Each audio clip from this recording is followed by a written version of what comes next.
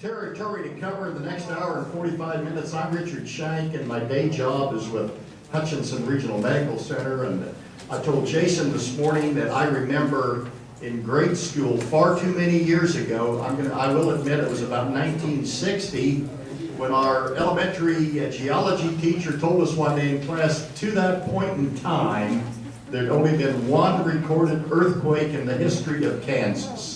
And we found that hard to believe, and of course times have changed. Welcome to our Earthquake Forum. I want to commend and thank and introduce representing Jason Probst, who put this together, who will have some opening remarks and introduce the panel. Following that, we will go to written questions from the audience. Jason?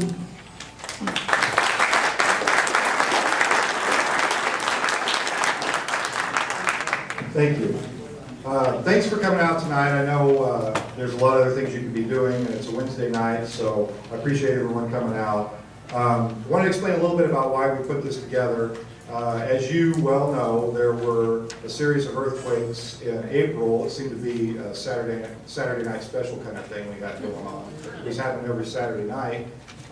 So the Reno County delegation got together and talked, and Representative Becker is here tonight and Senator Berger, and they were very supportive of coming together as a county delegation and trying to get a little more attention brought to what exactly was happening, because this hadn't happened at this level before in Reno County. So we wrote a letter and to the KCC, the KGS, and later to the KDHE, and they were very responsive and met with us and gave us a lot of information. Then we still had a couple more earthquakes, and people were asking me a lot of questions that I didn't know the answer to.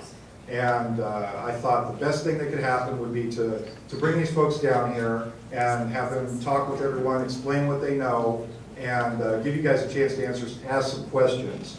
And the way I want to do this, mostly for the sake of time, is much like we do the legislative forums, where I have several people. There's Ida over here and Tyler over there, and they will hand out note cards and pens if you need them. If you have a question, write it down, and then if you're ready to have your question submitted, just wave it and they'll come pick it up. And we'll get those to Richard. Richard will kind of manage the question and answer part.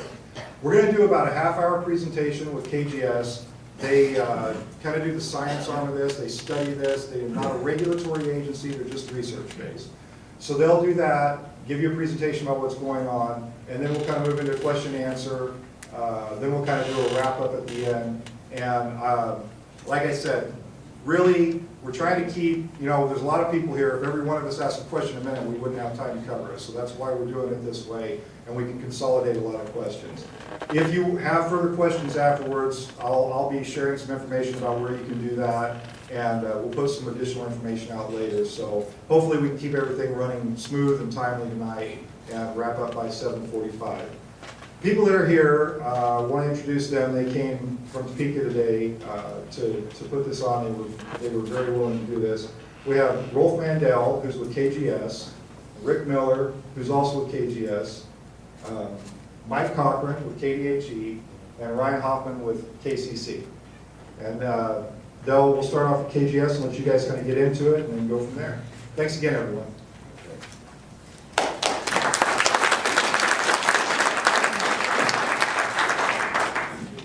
So thanks for inviting us. We appreciate being here.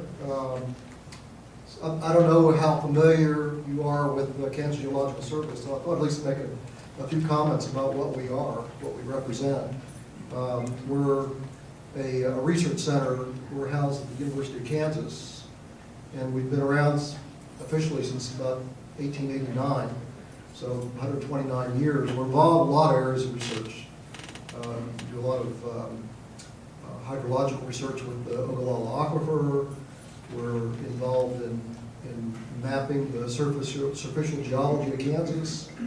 We're involved in energy research. So we're anything related to earth resources, geology of Kansas, we seem to have a hand in that. So we do a lot of things at the Kansas Geological Survey.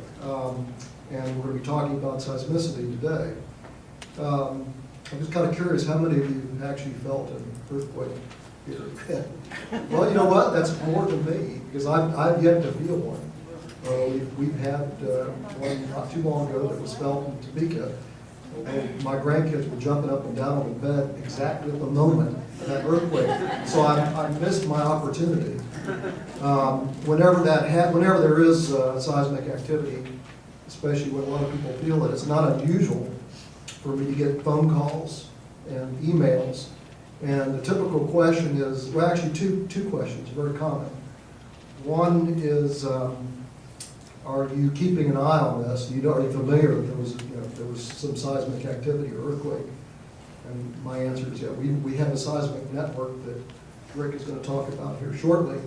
And the second question typically is, so can you stop it? And my answer on that is pretty easy. It's no. Yes. And so, as Representative Probst indicated, we're really a research organization.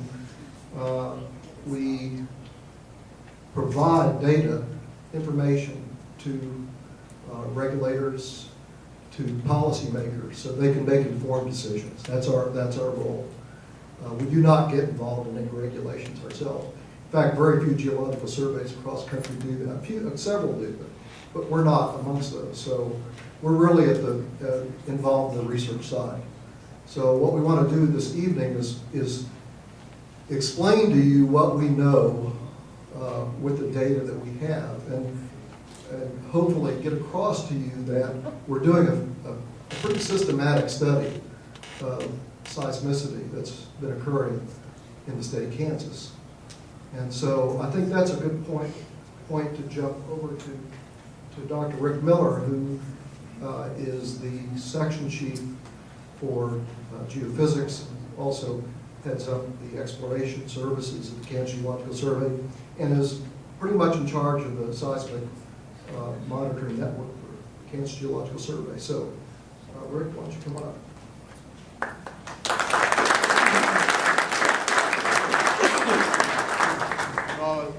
Thanks for having us. We appreciate the opportunity to be able to kind of show you what we're seeing, what we know, what we don't know. I'm going to try to run through 20, 25 minutes kind of the seismicity of the state, and then kind of focus in on Reno County. There's lots of interplay. The state basically is a fairly complex geologic setting in terms of seismicity goes. And the word induced seismicity will come up, and it is a real thing. And we'll tell you as much as I possibly know from the seismic world what it is that we think we're seeing, and what we're watching for and keeping track of. So I've had contact with several of you in the audience, off and on at various times, assuming the audience, at various times throughout the last 18 months about the seismicity, and so been trying to keep information flowing. But I'll try to put some of the phone conversations to some graphics and kind of see what we're looking at. And as far as Rolfe's question about earthquakes, yeah, I was in one. I was in a Loma Prieta earthquake in 1989 in San Jose. It was 6.9. That's the one where the Nimitz Freeway collapsed. So I know what a big earthquake feels like, and so that's not something we want to go with right now. So anyway, I will start working through this, and basically what I want to show was the kind of what I call the new norm, if you will, which is between 1867 and 2012. The seismicity map there on your left shows kind of the distribution of earthquakes, and from about 1977 to 2012, the earthquakes were recorded with seismometers, so they were recorded with scientific instruments. Prior to that, we relied on the newspapers and written correspondence between family members to kind of figure out where the earthquakes were and how large they were, mainly based on their intensity. On the right then is the map of seismicity between 2013 and today. And I'll show you some numbers later on that basically kind of emphasize what's going on. But what I want to point out is a few areas initially that represent striking difference between the 100+ years prior to 2013 versus now. And these are these clustered areas. So there's areas where there's been some minor seismicity, but these are the areas that really stand out where you see the dramatic differences in the number and size of earthquakes. So basically, the thing I want to focus on mainly is not the ones you're feeling, but the ones you don't feel.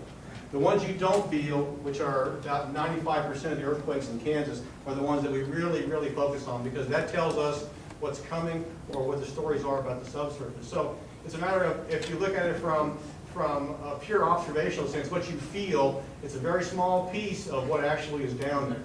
And so what I want to show you is a lot of what's down there, which you don't actually feel, but that we see and that we're using to try and understand what's happening in the subsurface. So I want to start out a little bit with what an earthquake is, and the definitions, you can Google this, I don't have to show it to you. But in order to have an earthquake in Kansas, you have to have a properly oriented fault that is critically stressed. What that means is you have to have a fault that has pressures on it such that it has energy to release. If it's not oriented properly, then it can't move. So it doesn't matter, there's thousands and thousands of faults that we know about that simply are inactive. They will not move because there aren't the proper pressures on them. And so what we're searching for are the properly oriented, critically stressed faults. Those are the ones that move. And in Kansas anyway, they're almost all based on tectonics. In other words, it's the pressures in the crust that cause, or in the deep soil, the deep earth that causes the earthquakes. So anyway, that's kind of what I want to show here, and the map on the right basically shows the major structures in Kansas. Faults normally are associated with structures, so these major structures that we know about are where most of the faults are that we think would have the most likelihood of having that critically stressed and proper orientation. Okay, now I want to give a little bit of definitions. You hear a lot of stuff about magnitudes, intensities, what shook, what didn't shake, so I want to kind of give you a little bit of what some of that means. Everyone's heard of the Richter magnitude. I wish Richter had never come up with this, because it's a scale that has very difficult to interpret, because it's based on the amount of needle movement on a seismograph. It's not based on what you feel, but it's a needle movement on a seismograph, and it's very site specific, so it's very difficult to translate a magnitude 3 from one place to the other. But nevertheless, it is the gold standard, and it's based on a log scale. So the Richter magnitude, basically of a magnitude 3, which on April the 8th, you guys felt the magnitude, we revised it to a 3.6. That 3.6 basically is magnitude 3 earthquake is 10 times the amplitude of the deflection on a seismograph as a magnitude 2. But if you look at it in terms of energy, how much ground shaking occurs, a magnitude 3 releases 32 times more energy than a magnitude 2. So as you can imagine, starting to step up through the scale, when you start getting up into magnitude 4s, magnitude 5s, you look at these kinds of multiplication factors, and there's a lot of energy release between a 5 and a 4. That's a big, big energy difference. And so as you look at these smaller numbers, the magnitude 2s and the 3s and even the 4s, there's a lot of energy, but when you step up into these 6s, 7s, and 8s, that's where there's massive amounts of energy, because we're dealing with a logarithmic scale in terms of how we define this. Now, the seismologists will use things like moment, magnitude, forget all that. It doesn't matter. That's more a matter of telling us what we need to know about those wiggles, what they mean to us. The largest earthquake so far that you guys have had in the Hutchinson cluster, which I'll show you later, is a 3.6. Now, based on the 3.6, that makes it an intensity. In other words, when the USGS, you call the USGS and you say, you go online and you say, I felt an earthquake at this time and this moved or that moved, they're going over to this modified Mercalli scale, and they're trying to figure out, based on how much movement you felt, what fell off the shelf, what moved, what shook. They're trying to figure out basically what correlates to what magnitude it was near where you are. So whenever they say it had an intensity of 5, what happens, most people would feel it. It had some breakage of dishes, windows, plasters, disturbed tall objects. So it's something that would, if you had a dish sitting on a shelf, and you're directly over that epicenter, in other words, you're sitting right on top of the earthquake, then it has enough shaking to do some of this kinds of damage. And that would be the largest one you felt so far, which is over on the scale. 3.6 is about midway in the 5s. So that kind of gives you a reference to how seismologists look at what you feel and how they relate that back to the size of the earthquakes. So in some respects, until you get up into the 5.5 or 6 window, like some of the ones in Oklahoma have been, the amount of damage you're going to get structurally is virtually non-existent to a well-maintained structure. This is what a seismogram looks like. At the Kansas survey, this is what comes in from the network we have out there. That's the 3.6 magnitude earthquake on March 8th. It was at 4:48 in the morning. That's the one that was here. And that's what it looks like, a bunch of wiggles. So what we do is, and actually we've got 12 stations that the Kansas Geological Survey operates, public stations, and then we've got 2 that we use with the USGSs that are in the center of the state. Each one of those have 3 readings per station. So we look at all that data and go through trying to figure out how big it is, where it was, how deep it was. And so this is what they look like. And this is the seismic stations at Gutenberg Springs over in Sumter County. And that's what an earthquake will look like when you blow it up. And so those are the P wave, surface wave, and shear wave. The reason I'm showing you this is because I've talked to some of you before when you said, well, you heard a big boom. Well, the big boom is that P wave. Okay, that's the sound. You hear a P wave. The surface waves and the shear waves you don't hear, you feel. So when you hear the big boom, that's the P wave. And you will only hear that if you're close to it. The further away you get from it, the more it attenuates, because higher frequencies will attenuate. So you get further away and less you can hear. And then you start feeling the surface wave. And this is, at Gutenberg Springs, this event basically was 20 seconds between when that sound hit, that P wave hit, and when the surface wave hit, it started shaking. So what happens is the further from the earthquake you are, the longer that distance is. It's further and further away. So it's possible in a large earthquake, you can feel a rumble, and then it may be 15, 20 seconds before you feel the roll. And that's the surface wave coming in relative to the compressed P wave. And so that's just kind of what you're feeling. That's what you feel. Sounded like a sonic boom, sounded like an explosion. And rattle, and that was it. That's because, number 1, it's shallow. Number 2, you're close to it. The closer you are to it, that distance gets close. So that 20 seconds, if you were sitting over there in South Hutch when they had the 3.6 magnitude event, the difference between that first rattling noise and the rolling noise is so close you'll never tell them apart. They're a half second apart. So all you feel is a boom and a shake, and that's it. It's gone. Because it will rattle, and the bigger events will rattle a little longer. The larger the event, the longer it will roll, the more you will feel. Now the events coming out of Oklahoma, for example, that you feel up here, you don't see or you don't feel that P wave, that first rattle, you will never feel that. And you won't hear it because it's so low frequency. The human ear can only hear down to, say, 20 hertz or so. And those events down there are below that frequency, so you'll never hear them. But you'll feel them. And that's why you hear those first arrivals, is because they're up in the range your ear can actually pick up. So that's kind of what you felt, what you hear. That's what it looks like electronically on a seismograph. Okay, so basically, if we look at seismicity, I'm going to go real quickly through seismicity just to kind of give you an idea in terms of the earthquakes you're feeling, why you're feeling it, how you're feeling them. There's something called the Gutenberg Richter relationship, and what that is, everyone says, okay, well we've had 5 magnitude 2s. When are we going to feel a 5 or a 7 or an 8? Well, basically, based on statistics, for every magnitude 3 you feel, there should be 10 magnitude 2s that precede it. So that doesn't mean that you won't have 20 magnitude 2s and then 200 years later you have 2 3s. It's not saying timing, that only says quantity. So that gives us some way to judge how big an event is due. You may have heard them talk about, several news broadcasts that talk about the earthquake that's due in California on the Hayworth Fault. That's based on the number of earthquakes that they've had, the size of the earthquakes. They said the big one's coming. Well, they're talking about the Hayworth Fault, and based on the number of earthquakes they've measured, the number and the size of those earthquakes, sometime in the next 25 years, they're going to have the big one. Okay, well that's statistics. That's not tomorrow. That's not 30 minutes from now. That's over a large window. That's as good as prediction comes. So when somebody says, when's the next one coming? I don't know. I can tell you based on what we've already seen, kind of what the time window might be, but we've only been recording these for 18 months. It takes years and years to develop those kind of statistics to say, well, based on this, California's been recording those for 100 years, and they can kind of get down to 25 years when this next big one's going to come. So that's kind of some idea in terms of that. Gutenberg Richter tells you kind of how big the next one, what's due next. Earthquakes can only occur along critically stressed faults. I've already said that. I'll say that again many times too. Total energy of an earthquake is related to how long the fault is. So if you have a fault that is 7 kilometers long, USGS has studied some stuff down in Harper County and determined a 7-kilometer fault will generate a 3.5 magnitude earthquake. So if you've got a 5-mile long fault that ruptures, you'll get a 3.5 magnitude earthquake. That's the size. So how big that earthquake is depends on how long that rupture is. And that gives us some clues when we start looking at some of these faults, how big of an earthquake they can produce.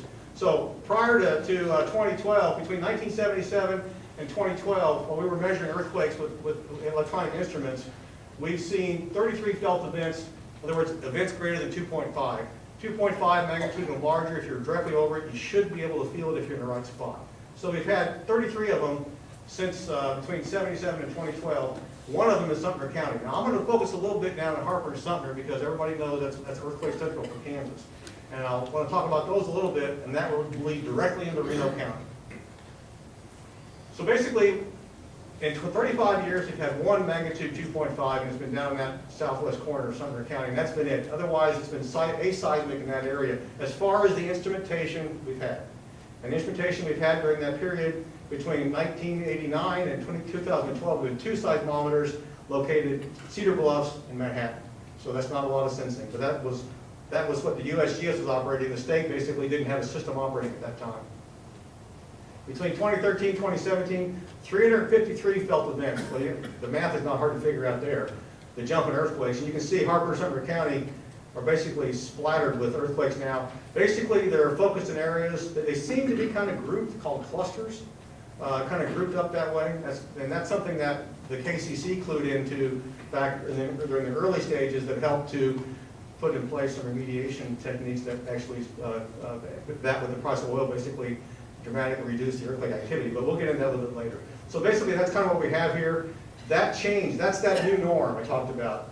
The old norm basically was the 33 felt events. Now we're looking at order of magnitude more events and about a third the amount, or a fifth of the time.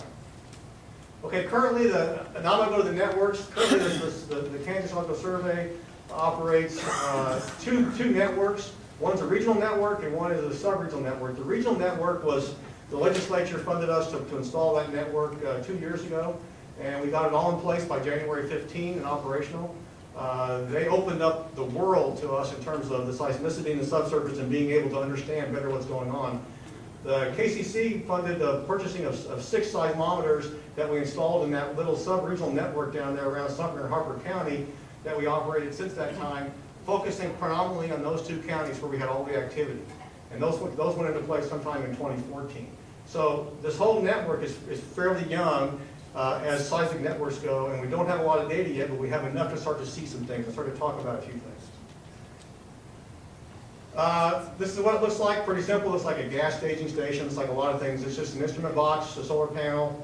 And it's all cell telemetry. All the data is real-time telemetry back to the survey so that we continually monitoring. We have earthquake. We have computer programs that take all the data in, look at it, and do a self-analysis. And every time my phone buzzes, it's telling me it's an earthquake between 1.5 or higher that the computer thinks it is. And so I look at those, and about 1 in about 30 are real. But I'd rather have the computer make mistakes than miss something. So we're continually tracking what's going on. And so this is what the station looks like. The seismometer is buried underground. Inside the box is basically a couple of D-cycle batteries, a digitizer, cell modem, charging system. The thing runs on a solar panel, so it's autonomous, operates pretty much independently. We've got 12 of these operational right now around the state. This is a seismometer. It's about the size of a 3-gallon bucket. That blue tub it sits inside of, that's a protein tub for for livestock protein tubs. We use those, they're great, we use them for this, it's perfect reuse. We cut the bottom out, put the seismometer down inside, then we put the top back on, the silicone on top, and then we can cover it all up, and it sits down there quietly underground on the cement pad. It's all leveled, oriented to north, and there's 3 seismometers in there, 2 that are oriented horizontal like this, and 1 that sits like this. And so that's the data that comes to us, and we use that to kind of break down what's happening. So that's kind of what it looks like.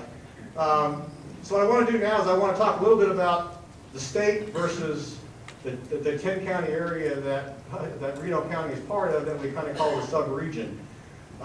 Throughout the state of Kansas since 2015, we've had 10,055 earthquakes as of, I think it was yesterday when they put that number up. So 10,055, and I imagine probably, you've probably heard of maybe a couple hundred. That's because those are the ones that get up into that 2.5 and higher range that are felt. So most of these are all well below what you can feel, but as you can see, they tell us a lot about what's happening. It looks like a bunch of honeybees on a hive is what it looks like down here. But really, when you start pulling this all apart, there's a lot of information about how these things are oriented in their sizes and so forth. So basically, there's been 855 events that have been outside of this cluster sitting down here in this 10-county area in the south central part of Kansas. So let me do a little bit about the KCC and their order they put in place based on the seismicity that escalated in 2014. Basically, it was, I'm sure Rex Buchanan, wherever he is, can give you the details about this, but the governor put together a task force that included the Kansas Corporation Commission, the Kansas Department of Health and Environment, the Kansas Geological Survey to try and address the seismicity questions and concerns. And so collectively, the group sat down and looked at what can be done. I mean, the seismicity was coming on. All the activities that were taking place from a regulatory perspective were consistent with what's been happening for the 50-plus years in front of it. What's happening? So we developed, we began noticing that there was a set of trends. There's 5 different trends. You can kind of see them underneath the earthquakes. These black ellipsoids are these areas that seem to be extremely active, very active with earthquakes. So the decision was, basically the suggestion was, and the decision to go forward was, let's go into those areas and let's stage back the amount of injection that can be allowed in those areas down to pre-seismicity levels and see if that doesn't have an effect. Well, the order went in place in 2016. Now you can see there's actually some changes taking place. There's not as many earthquakes. They're getting a little bit more diffuse, but for the most part, they're still in the same areas, just much, much fewer of them. Now, if we move on to 2017, there's been a dramatic change. Now, 2 things happened. Number one, the KCC had a reduction in injection, and the price of oil dropped. Those 2 things together reduced the amount of fluid going in the ground. So basically, you can see now you can see the ellipsoids pretty well. Where here, it looks like they're covered with that hive of honeycomb. So clearly, the reduced injection had an effect, and the effect it had was to reduce the seismicity in this area. This area being a particularly seismically sensitive area, very seismically sensitive, based on the fact that there are pre-stressed faults that are properly located. Diagram that shows the migration of earthquake. Now this is where we start looking at Reno County a little bit, where you can see basically the figure on the left basically shows step by year by year by year from January 15, July 15, every 6-month window kind of shows the average density of earthquakes as they move out. So you can see the earthquakes started clustered down in Harper, Sumter County in a small area, and every 6 months they began to step further and further away. They began to migrate. Well, that migration, if you go and look at the pressures, the bottom hole pressures in some of the wells, you can see that pressure changed 105 psi from Harper and Sumter County, and it basically changed out in that same basic pattern as the seismicity. And if you look at the timing on it, these measurements were made over time. The time of that pressure change matches within a year of the time of the seismicity migration north. So basically this pressure change preceded the seismicity change and the migration to the north. So that basically that was the basis of an article that was the survey I wrote and was published in a journal from the American Geophysical Union. And so this is basically, it's a fairly new way of looking at this, and it's not something that's been seen before in any other area. So this is kind of what's happened to us. This is what's happened in terms of all of a sudden you're seeing earthquakes. Now, if we look at Reno County in particular, this is a plot of the total amount of fluid disposed of in Reno County between 2008 and 2016, the pressure change in the Arbuckle, where all this fluid is going, over that same time window, and the seismicity in Reno County. Now, one thing you notice is the amount of fluid is pretty stable. I mean, it goes up and down a little, but for the most part, if you've seen enough of these fluid injection scenarios, this is pretty flat. There isn't a lot of change in Reno County, but the pressure change is quite dramatic. And you notice about 212, we start seeing a pressure increase, and that matches with all of a sudden we see an increase in seismicity. So you can't go in and say, I've looked at and examined and measured this particular fault, and it moved because of this pressure change, but these things together are putting together, beginning to piece together a story that's telling us kind of what might have happened.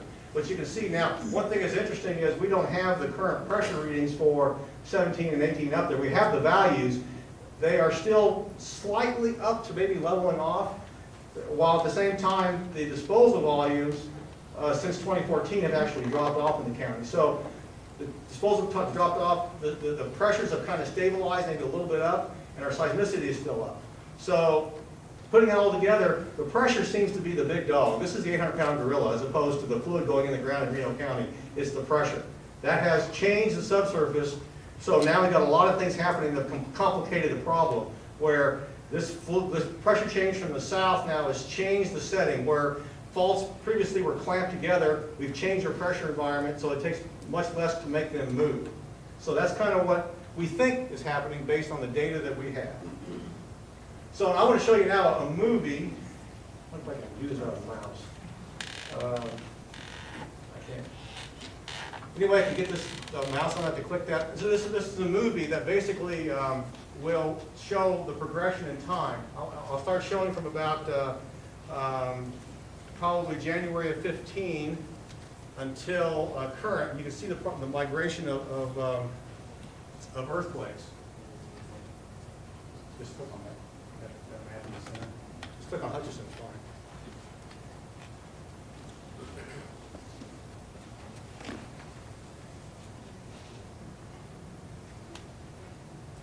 Go back one.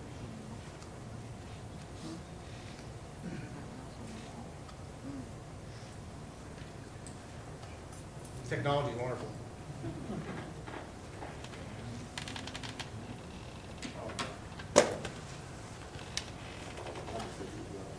I would go ahead and keep going, but this is pretty dramatic, and I wanted to so you'd be able to see kind of what the progression of earthquakes have been. And it kind of tells you a big story about this fluid change too. There you go. Just click on. There you go. Click right there. Now, if you watch this is progression July, October. Notice the earthquakes are coming from the south. And they're gradually migrating northward until finally they get into the cluster up around Hutchinson, and there where they sit there, they piled up. So you run that again. Put it up just to check it. There you go.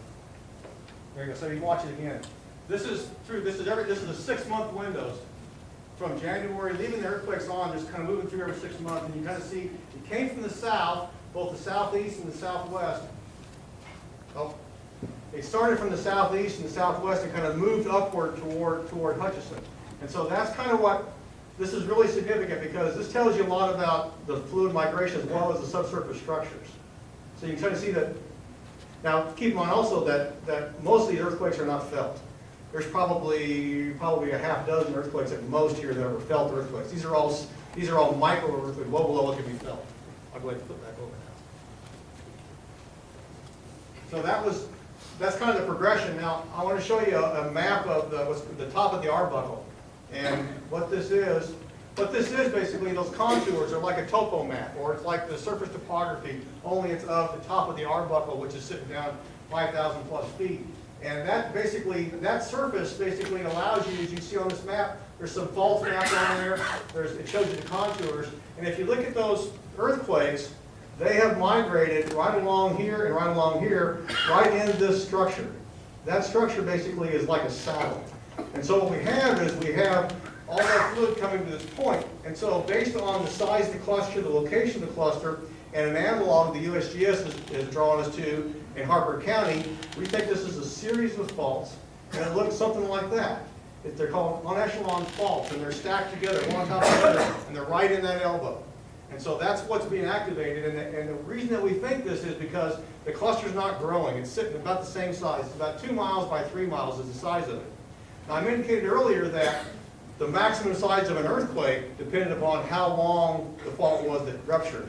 But we know that the active earthquakes in this area, in an area 2 miles by 3 miles, so if we can equate that, then we got about a 3 mile, maybe 4 mile length of fault maximum available to us.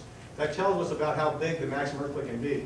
So basically with this kind of information, the size that we've seen so far, we could get some bigger ones, but you're not going to see a devastating earthquake. You're not going to see the 6.9 that I felt in San Jose, Loma Prieta. You're not going to see that devastating event. We just don't have enough fault here for that. We could see some bigger events, we could see some more events, but you're not going to see that big damaging event that you see houses falling in. So that's kind of the good news here, is that we just don't see that kind of a trend here. They seem to be fairly focused. They've kind of reached the pinnacle now where they don't seem to be going north any further. The only unfortunate thing is Hutchinson is located within a few miles of it. That's the bad part. Now this is what the timeline on the earthquakes look like. This is an earthquake cluster. So you start back somewhere in the February of 16 window. That's when you had your first set of earthquakes, and you had a 3 back then, probably when you felt it. You also had a lot of earthquakes that came before it and after it, or foreshocks and aftershocks, and most of them weren't felt, but they were there. And then you progress down the road about 5 or 6 months, and you see another series of events sometime in the July window of 2017, last summer, and you can see that there was about a 3.2 or 3.3 in there, but you can kind of see the groupings. And now this last set that occurred in March-April time window, you can see now we've had actually, there's 3.5, but we upgraded it to 3.6. So that change energy-wise is quite a bit, but it really isn't. It's within a range of, that's not unusual for those kinds of cluster size events. So now what's going to happen in the future? I don't know. You really can't take these kinds of events and say, well, if we map that out, the pattern's going to say we're going to do something else down in 6 or 8 months from now. That isn't the way it works. It just so happens that this is the way it's progressed currently, and now we're watching to see, are we done? Are we going to see another quiet window, or are we going to see a recursion of events, or maybe like the earthquake of 1865 around Manhattan, it goes away and it won't come back again. We don't know. We can't predict it that well. There's no indication that seismicity has ended, but there's no indication that it's going to escalate or do anything that's particularly dramatic in terms of size of events. And what I wanted to do too here, as I close out with you, is basically give you a few things to walk away with, which is number one, earthquakes have been in Kansas since 1867, which is the first time that we've had the ability to be able to track it. So they've been around. We've got lots of structures that will provide us earthquakes. The historical versus the current earthquake patterns gives us the opportunity to look at where the critically stressed faults are. We can map now. You saw with 10,000 earthquakes now, we can start to look at some of these structures, find out where they are. Now we know where the areas that are sensitive to slight pressure changes might be, and it's something that we want to stay away from. The pressure changes in the subsurface are, as these faults are held together, it's called what's called clamping pressure that holds them together with a certain amount of pressure. When we change the pressure, which is when we put fluid present, increase the elevation of fluid, we change the pressures, we change the clamping pressures, we allow earthquakes that may have released energy in 1,000 years to release them today. So all these earthquakes that we're feeling are energy that existed long before the water was ever injected, long before that ever happened. They've been there. All we've done is, in some of these cases, is provide the pressure release to let them move. So this is all earthquakes that sometime would have occurred as long as the current stress regime stayed the way it is, but they simply were accelerated. And then microseismic events basically are critically, tell us a lot about what's happening in the subsurface. So the map here, this is a Google Earth map, and I kind of wanted to show you where the earthquakes are located so you kind of place yourself in there in terms of Hutchinson, where you're at relative to where the earthquakes are. And you can see they kind of ball up in a 2-mile by 3-mile cluster right there. Pretty much consistent with the pattern I demonstrated, and that's kind of what you're looking at as far as where you're at and where the earthquakes are. That kind of sums up the talk that I wanted to give in terms of some basic information. I know a lot of it was stuff that probably you don't care about or aren't really interested in. Some of it, so I'm hoping that throughout that talk there was pieces that everybody could get something out of. And we put together a handout that I'll have up here on the table that basically kind of talks through a little bit of this. This is a cut down version of the article that was submitted to the journal I talked about, and kind of puts it into some layman terms about kind of what's been happening and what's involved here. And you can, if we run out of them, there's you can go to the survey's webpage and get these. It's a 4-page article that just kind of talks through what we think is happening, just in a very general sense. So with that, I will sit down and take over again.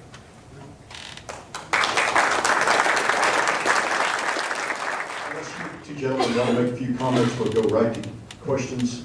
We have lots of questions, and it should come as no surprise that a whole bunch of you folks asked this one question. Lots of you. What is the state of Kansas doing to stop earthquakes? And that's for any and all on the panel up here this evening.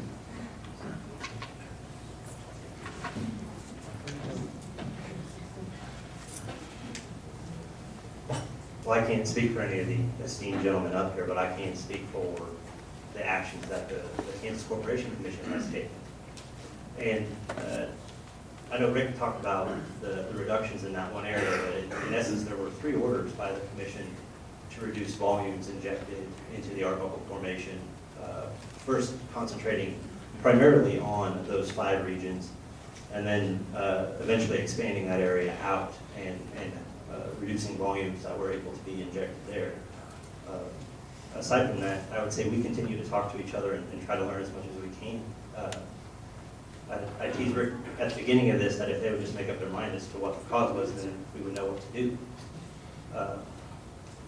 But I think really that's what we're doing, is we're continuing to communicate and study and make the informed regulatory decisions that we can. Any other comments from any other panel member?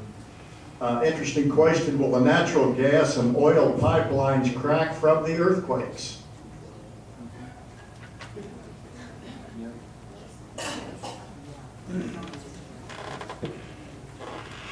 The magnitude of the shaking that we've experienced so far, with up to the 3.6, any well-maintained structures, whether they're infrastructure or whether they're houses or buildings, that will withstand that kind of shaking. It does not have the amplitude of motion that would cause a well-maintained structure to rupture. So I can't say that a rusty old pipeline that all it's going to take is a tractor run over it, it'll bust, would not break. But if they're well maintained and in good shape, then the level of shaking we've seen so far is not sufficient to cause those kinds of problems.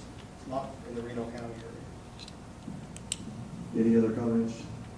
Here's a good one. Why is South Hutchinson so active?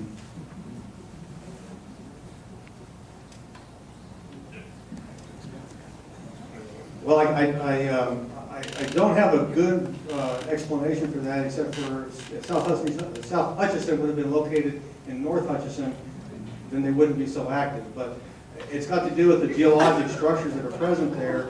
They simply are in close proximity to critically stressed faults, and so therefore it's not. No one's picking on South Hutch. It's just that they're in close proximity to where the earthquake epicenters are.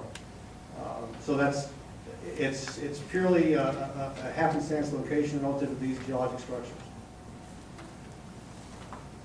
Any other comments? What earthquake had the most volume? And I presume they mean recent earthquake, recent times, perhaps?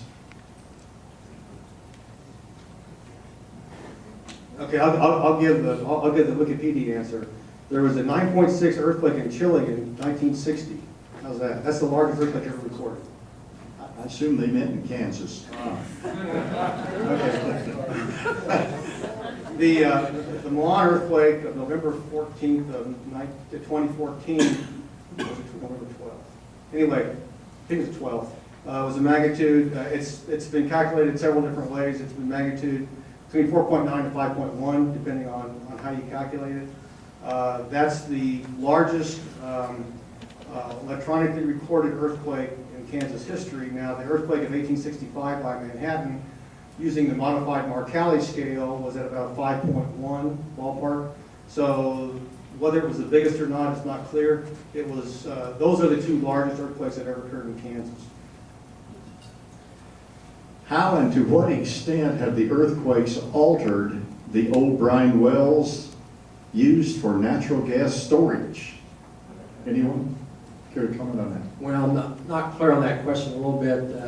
The gas storage and liquid propane storage, those types of salt caverns, those aren't old caverns. I mean, they're designed for that use.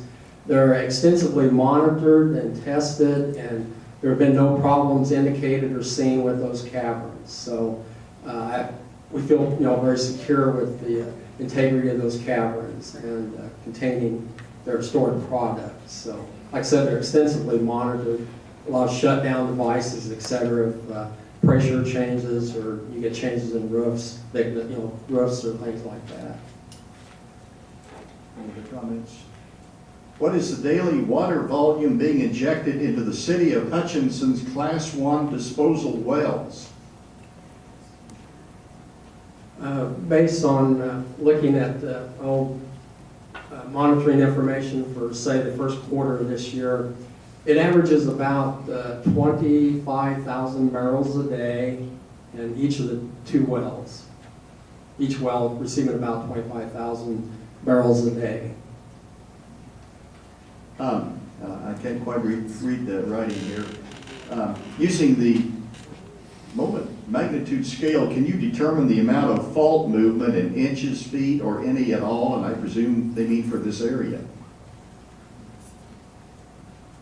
Basically, the amount of tear on a fault or rupture on a fault is directly related to the magnitude of the fault.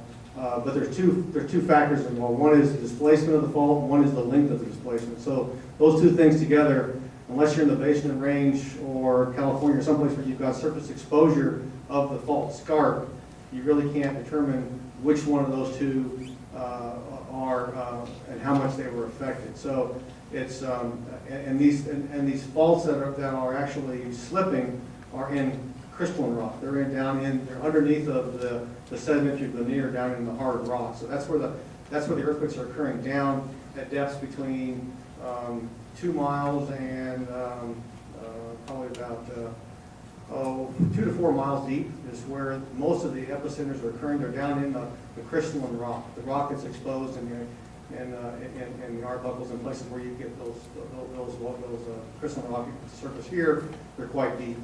So those kinds of displacements, there's no way we have of being able to measure those. Given that fracking causes Oklahoma quakes, is it pumping water deep underground to mine salt as Morton does south of town, being Hutchinson, the same thing? And if the reverse osmosis plant in town disposes of wastewater deep underground, isn't this the same? I don't believe fracking hundreds of miles away is causing our quakes, and they have caused damages. Comments on that? Well, I won't speak to fracking since that's not done in the wells that the KDHE regulates. Now, I think the Morton salt was given as an example. There's no relation. I mean, the salt formation that's being mined at Morton and the other salt facilities here in town is quite shallow related to where these earthquakes are occurring. The earthquakes are about 2 to 3 miles deep in the crystalline basement rocks, and the salt solution mining operations are in the 500-foot depth range. And in between that, you got all kinds of impermeable rock layers, etc. There's no faulting involved, and you would have to have a fault to cause the problem. And the deep disposal zone, is about a mile deep. So I'm not sure if I got all the question answered. The fracking, I don't know if Ryan wanted to try to answer that one. Well, I think it's important to note that even though they have tied fracking to earthquakes in Oklahoma, it's a very small percentage of the earthquakes they are reporting. As for Kansas, Rick alluded to the seismic action score that we turned into the governor at the conclusion of the task force. That required us to look at all available information we had, and that included had there been any recent well completions in the area or frac jobs. And every time that seismic action score has been triggered in Kansas, there has been no frac job with a time correlation. So I can say we haven't captured anything like that yet. How do you know the gas companies and oil companies are being honest about how much they are injecting? Exactly. Well, for the large volume wells that are subject to the commission order, they are set up with, you saw the setup for the seismometer is very similar to the setup on these large volume wells. They have shut-off systems and modems that transmit their daily disposal volume. So, and we also have field staff that go around and check on the wells. So those are two of the main ways. And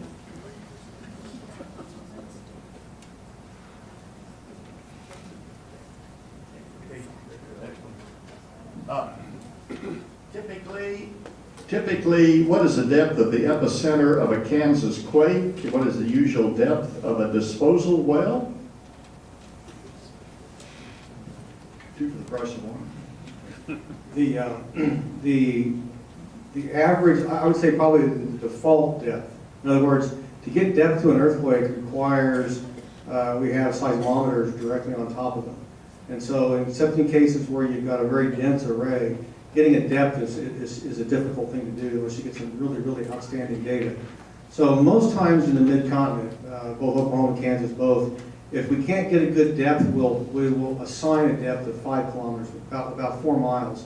Because that is basically where, based on all the data we have from USGS and from the Kansas survey and other places, that's probably the most likely location where they've occurred. In times when we can get depths, which we probably have about 25% of the earthquakes that we've gotten reasonable depths on, the depth range is between about 2.5 miles down to somewhere in the ballpark of 5, 6. Rarely do we get deeper than that. Occasionally we'll have an earthquake that will be located within a mile of the surface, which gets right at the base of the sediment. But those are very, very rare, and we haven't been able to confirm those based on seismometers on top of them. So some of this is computer program gyrations where we have to kind of try to control the program so that they converge. And so our confidence level on depths are not very good, but we can get some ballpark. And I think Mike indicated 2 to 3 miles is a good ballpark for most earthquakes in Kansas. As far as the depth of disposal, I'll leave that to our disposal experts. Well, the Arbuckle Class 1 disposal wells, the industrial wastewater disposal wells, average depth, I guess, around this area would be somewhere in that 4,500 foot depth range, 5,000, somewhere around there. It's roughly the same for the Class 2 oil and gas disposal wells. It's deeper the further south you go, and shallower, I would say, to the further east. Kansas Geological Service and the KCC had a meeting with One Oak and Enterprise about earthquakes. What was discussed and what was decided?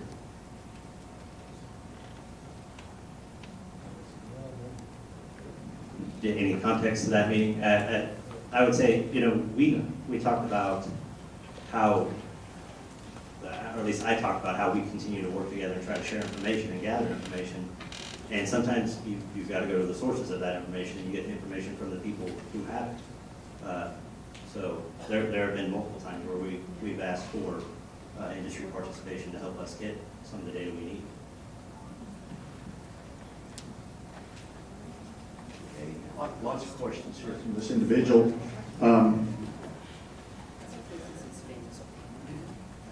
What's the amount of wastewater pumped underground in Oklahoma and Kansas?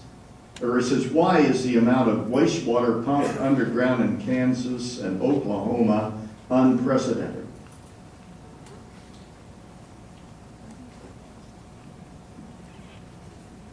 I don't know that I would call it unprecedented. I would just say that it was a symptom of the style of production that was occurring at the time, and that the type of clay that was being developed was the Mississippi lime clay. It had a lot of water. You had to move a lot of water in order to get your oil, and I think that's why it was unprecedented. We saw Harper County go from 20 million barrels a year to 120 million barrels a year. So that is unprecedented. But I can't speak to the Oklahoma. How far north is the migration of wastewater expected to go?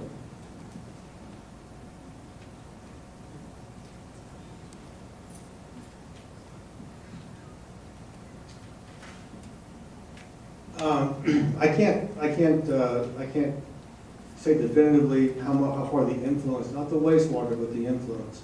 The water itself, the water molecules aren't what's moving, it's the pressure that's moving. And so it's like anything, if you put a lot of pressure on one end of a water bed, the other end comes up. Well, same kind of a scenario where if you put a lot of water in an area, a lot of fluid in an area, and you build up a head, if you will, then you're going to put pressure that's going to push that pressure forward. How far that goes and its directionality is unknown because we don't know enough about the subsurface and migration pathways.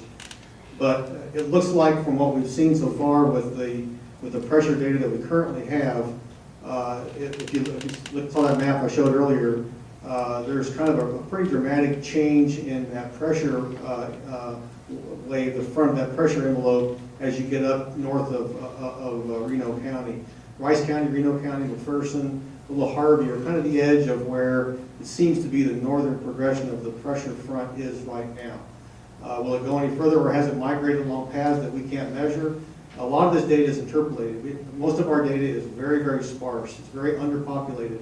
So we have to take a few measurements and then extrapolate from that. And so in doing that, we've generated a lot of the maps. So we can kind of say, currently, if we look at our extrapolations, they're very smooth. That's not the way it really is in the subsurface. They're very finger-like.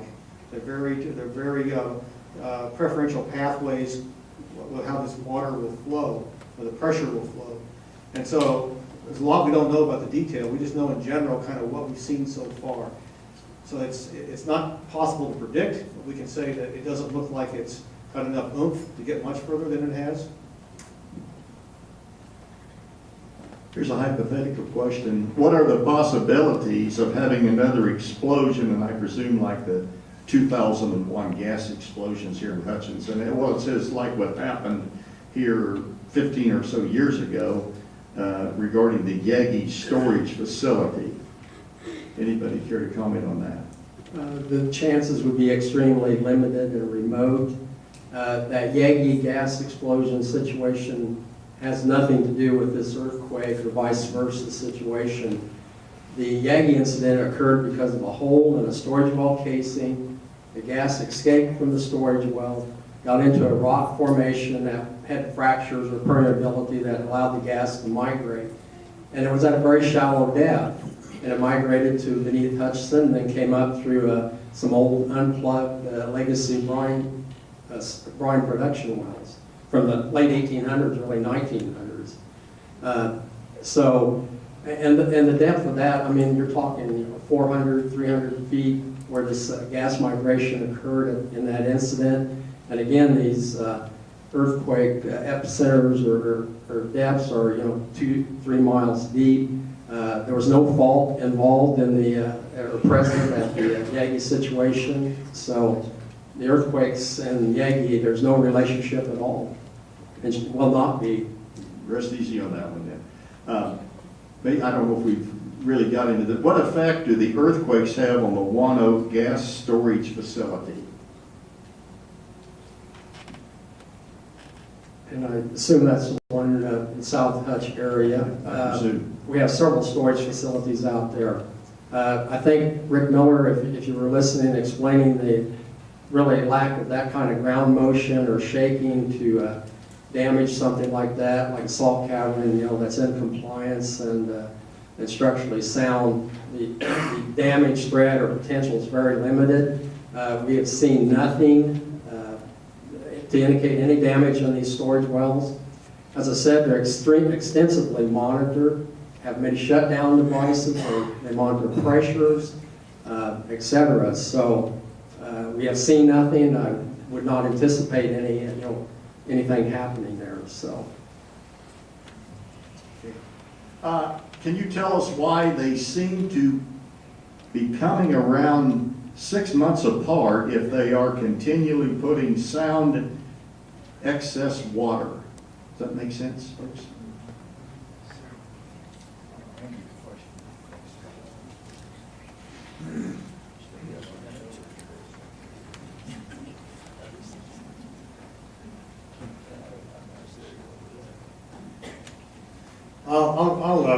I'll speculate on the question a little bit, and it refers to the histogram I showed. It shows the periodicity of the earthquakes that have occurred, especially the ones that have been felt, the 3.0s and larger that have occurred over this pattern.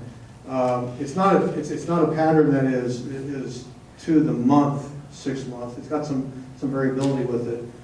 We noticed that after the first sequence of events, and we've been watching that. It's not clear why it's that way. With this being the third time that it's occurred over a staggered period of 8 months, 6 months, 8 months, that kind of a window. It seems like that it's not consistent with what you see of randomness, but at the same time, too, 3 samples. Now, if we turn around and come October, we see another sequence like this, then that begins to get enough data in place to say that kind of periodicity is probably not natural. We need to figure out what's going on here.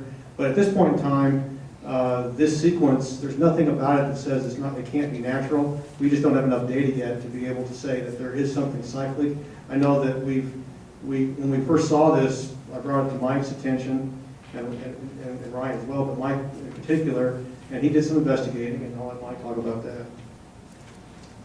Well, we did that, the survey's recommendation or suggestion maybe that we might want to do further investigation with, say, at least the class 1 disposal wells in the area, and see if there might be an injection pattern or something going on that might somehow mimic or be relevant to this 6 months cycling period. And we looked at injection volumes patterns with those facilities very closely, and they worked with us, the facilities, on providing injection volume data, and we, looking at it, and we had discussions with on their operations, and we didn't really come up with any pattern or anything that seemed to have anything to do with this 6 month, cycle or whatever. But being prudent, and if you've been paying attention to what Rick's been talking about with pressure in the Arbuckle and migrating into the area, et cetera, in meeting with our class 1 operators, we also did express that maybe it's a good, sound operating practice just to be prudent and maybe, reduce any potentials or possibilities to maybe try to make sure your injection pattern is pretty uniform, that you don't pulse the system, which can cause problems that's been observed in other areas. So, and they've been very cooperative, taking a look at their injection patterns and trying to make adjustments if possible, or evaluate if there's adjustments they can make. But we didn't really find any injection patterns or anything that seemed to match the 6 months. So, like Rick said, there's still a lot more data that would need to be collected, I would think, and evaluated. So, hopefully, maybe we'll know a little bit more in the future. Given oil prices are going up, most likely water disposal demand will go up. So what's being done about all that? Well, I would point to the orders that the commission already issued, and I would note that there are now limitations in place that will prevent the disposal volumes from reaching those levels they did prior. In Reno County? Thank you. No, not in Reno County. But as Rick showed, the disposal volumes in Reno County, the class 2 disposal volumes have not varied significantly. So, Well, here's a specific question. Volume of water being disposed into the class 1 wells in section 29, and is it being pressure pumped? Okay, I can answer that one. No. KDHE regulations for class 1 disposal wells do not allow the use of pressure on the wellhead, no artificial pressure. The water has to gravity feed into the disposal well, so there's no pressure used on those. It's not allowed. They have monitoring devices and they report to us monthly, so that's kept track of very closely. If I can read the writing here, how many engineers employed by, it says KDHK, to study disposal well effects? I presume they mean Department of Health and Environment, right? Perhaps? Well, the class 1 disposal wells fall under the Geology and Well Technology section, which I'm chief of. There's, let me see here, we've lost some staff over the years trying to replace them, but if I'm remembering right, we have 4 professional geologist staff, and a number of them work on this earthquake and seismicity issue, along with the KCC and the KGS. So, Is there liability to the producers who utilize the disposal wells?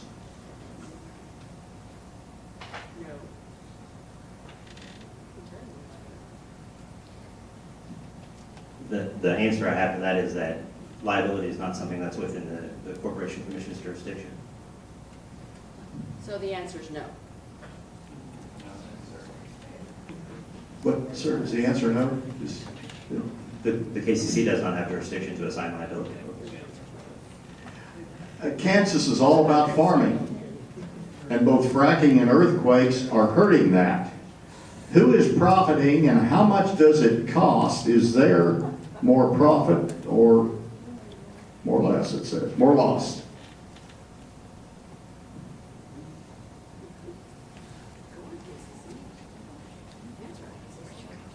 Any comment on that one? That's a tough one to put a figure to, okay. Well, think about that one for a minute, but how long will wastewater remain waste? It's toxin going into groundwater.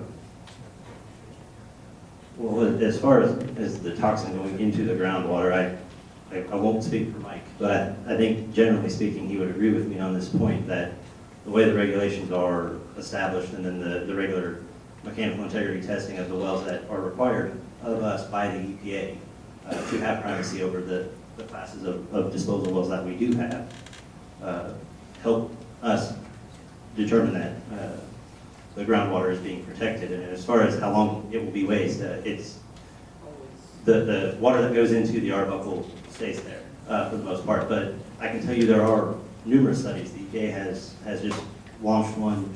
The Groundwater Protection Council is currently conducting one, and that is to treat produced water as a resource and find a way to use it for beneficial use. There are other areas where it's used for agriculture or industrial purposes. So I think that goes to the how long it will be wasted when the technology presents itself to treat it as a resource.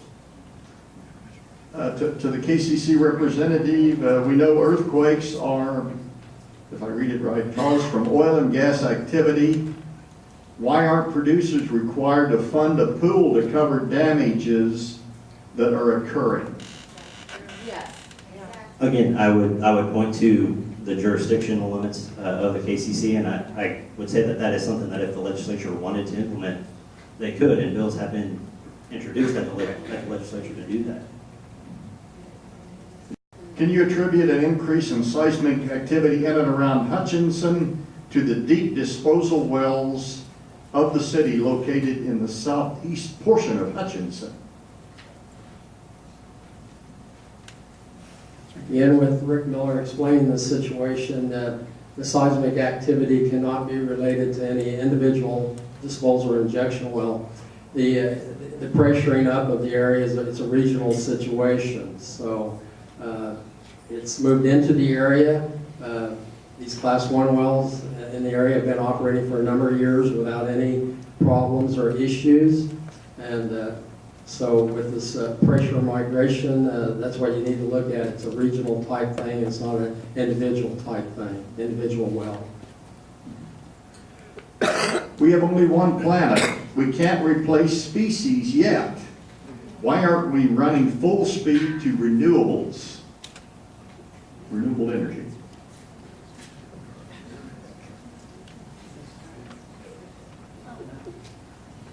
Anything? Yes? Any comment about renewables?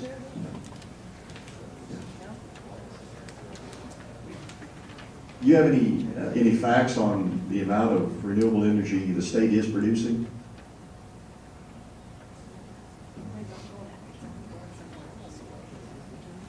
Is the increased activity the result of fracking? There's an easy one. No, I'm kidding.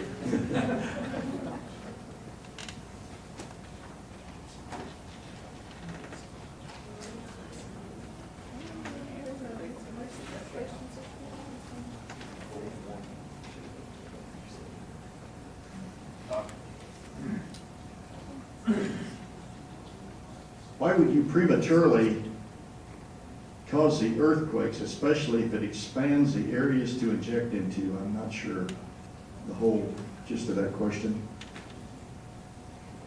Any comment from anyone? I'm gonna interpret what I think the question is, which is, I mentioned that the energy that's being released by earthquakes has been naturally occurring based on critically stressed faults, and that changes in the pressure scenario is causing them to, it is a catalyst for them to actually move and cause an earthquake, which eventually it would have done anyway, just that we, because of this pressure change, we have escalated the rate. And so I can't answer why it was done, I can only tell you what happened. And what appears to have happened is these earthquakes there's nothing anthropogenic or man-induced that can put that energy on those faults. It's already there. And so all that's happening is that we are the straw that broke the camel's back, if you will, we're simply triggering them to release that energy. So that's kind of what's going on. The shortened time window is simply a matter of a change in the pressure environment. Can the public see the KCC records from gas and oil company injections? Yes, all of those records are public records. I would say it's been since 2016, the reporting year 2016. Those records are available online on the KGS website, and you can actually go to the KGS website and download the entire state if you like. Jason, I think you've got a couple more questions. We're going to come up and Before I ask my questions, I guess I want to kind of like not pass the buck here. It's easy to ask these guys a lot of questions about why they don't do this and do that. The truth of the matter is these people here only can do what your elected representatives give them the authority to do. They're not in charge of making policy, they're not in charge of making rules, they're in charge of enacting those rules. So if you're unhappy, you need to call Steve Becker. And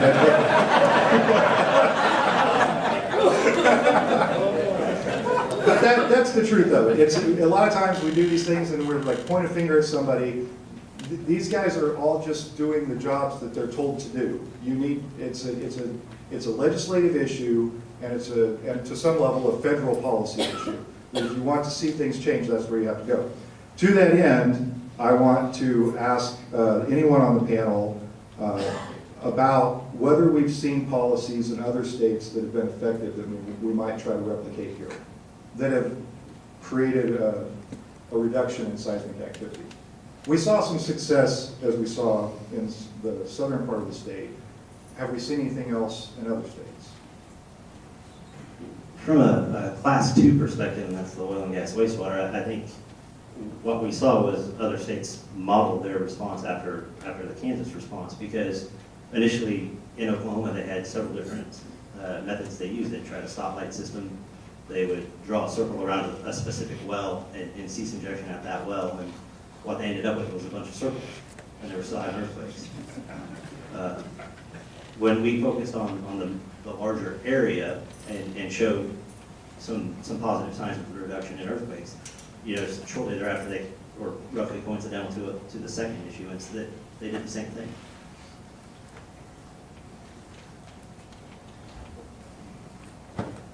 Yeah, Jason, I might point out that the stoplight system that Ryan referred to is one that has been internationally used for years and years and years, associated with induced seismicity, which has been going on for decades now in different parts of the world.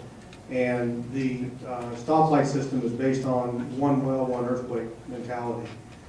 Based on research that has been done by a variety of universities around the world, we took the approach with our order that the KCC gave of looking at it as a cumulative effect, as opposed to one well, one earthquake. Let's look at the cumulative effect of all the wells in the area and try and address it that way. So this approach that was taken back in 2015 was the first time something like this has ever been done before. So in some respects, there was no legislation prior to this that actually gave us a pathway. So this is an approach that was taken first time ever. It seemed to work. Oklahoma then jumped on and they modified it between this stoplight system and what we do, kind of in a midway point. They have a strong oil and gas community, and so going all the way is a little more challenging for them. But they have in some respects had success using a similar approach that we took back in 2015. So in some respects, there just isn't anywhere out there we can go to find a situation that's similar to this. And if you study all the injection-induced earthquakes around the globe, this is a very unique problem we have here in the mid-continent. It's not like anything else out there anywhere else. So new ground for us. Kind of going along with that a little bit more. Considering, I know we communicate with Oklahoma and their regulatory branches, but is there a federal component in this? Or, I mean, we can't, based on the migration scenario that you've laid out, some of that potentially is coming from Oklahoma because of their activity. We have no authority over anything that happens in Oklahoma. Is there a federal component that plays into this at all?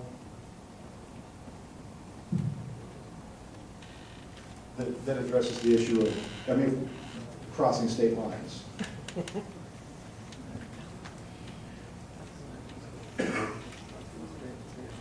Well, I'll speak.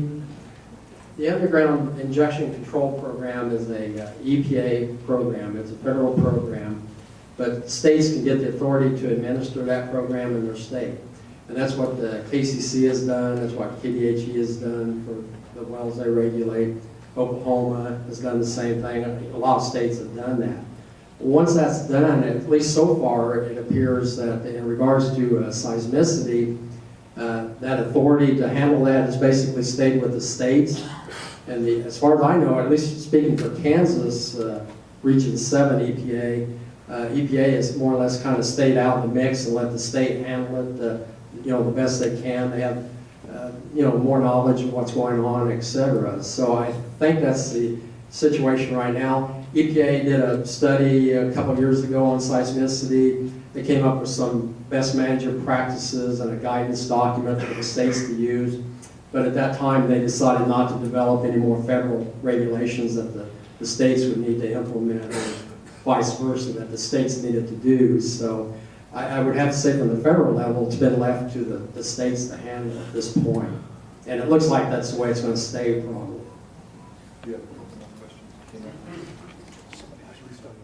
What regulations is the KCC imposed related to fracturing for oil, gas exploration, and saltwater disposal, and what regulations are being considered for the future?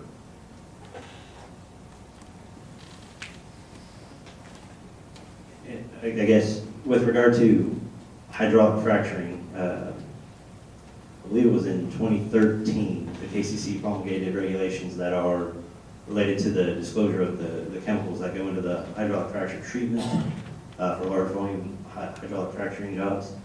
Aside from that, I would say that our regulations are not specific to hydraulic fracturing because we view them sort of in the totality, in that the way that wellbore is designed and constructed is such to keep the fluids from escaping the wellbore.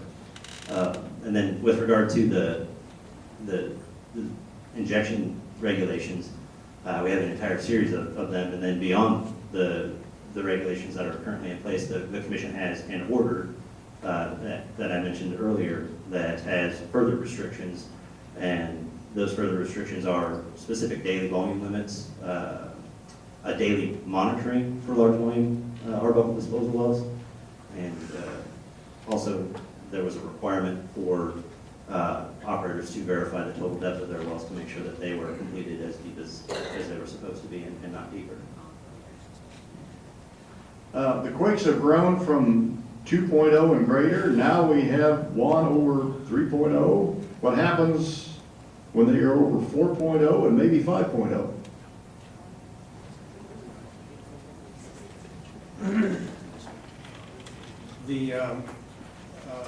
There's nothing that we have right now as far as the data that we've got or the geology in terms of supporting structures that would suggest that we should be expecting something of that size in this area. Not to say it's not possible, because with all this, as you can tell, there's always anything in science that you can't see. You're trying to go off basically on secondary observation. There's always a possibility. But we're not seeing anything right now that suggests that those major damaging earthquakes are possible within that particular cluster that's just south and a little west of town. So I can't answer the question exactly in terms of what do we do, but I can say that we don't have any data right now that is suggestive of those major damaging earthquakes in this area. Would you please comment upon fluid injection to lessen the chances of larger future quakes? Does removal of underground oil and create more chance of environment underground to cause quakes?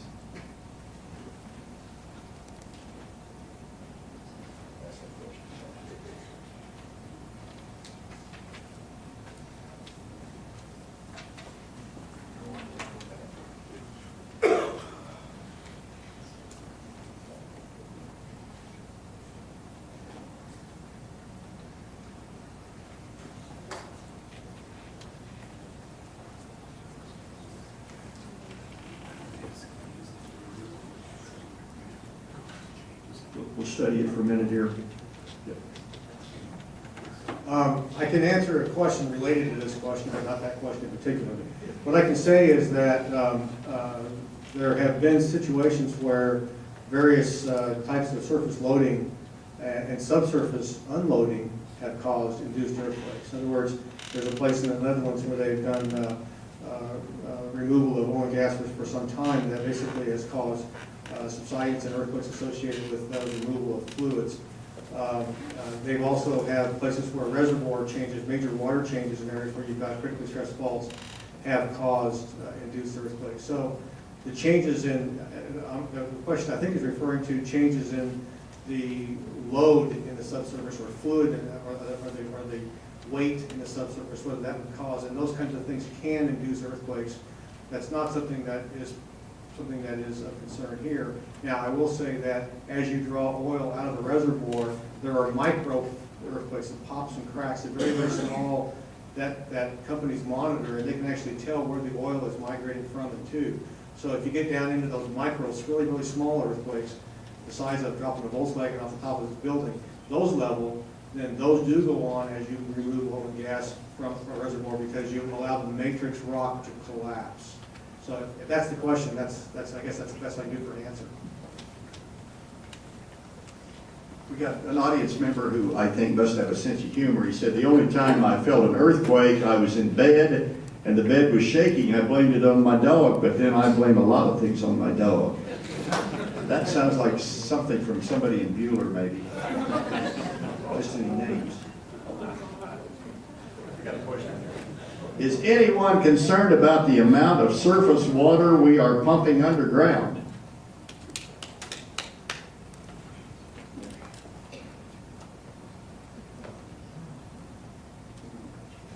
With regard to the water that's going into the class 2 wells, I remind you that that's water that's associated with the exploration and production of oil and gas. So that is typically the water that's been removed or from the oil and gas. So it's not surface water that's being injected into the class 2 wells. In regards to the class 1 disposal wells that KDHE regulates, KDHE's had a policy in place, I'm trying to remember now, probably since the early 90s, and we have continued to work with class 1 facilities and new facilities, a policy that determines really what is eligible to put in the subsurface waste disposal well. And with the idea being of conserving water and keeping water on the surface and in the environment if at all possible. Once water is put into the Arbuckle, then it's gone. Right. It's taken out of the environment, the ecosystem, the hydraulic cycle. So we're always working with companies. A lot of companies in the permits we issue, we have wastewater reduction programs that they have to implement and annually update and develop projects to reduce waste injection, wastewater injection. So yeah, we are concerned about surface water going into the subsurface. So, and many facilities have implemented a number of technologies and are looking at a number of technologies to reduce that injection volume for that, some of that same reason. So. Thank you very much. Gentlemen, now is the time here before we wrap up. Do any of you have any additional comments you'd like to make for the good of the cause here this evening? Any and all? I might just simply inject that if the Kansas Geological Survey and our group that's doing the monitoring of seismicity, we've been heavily involved with Seismicity, the survey, since 1977, intermittently at different levels of recording.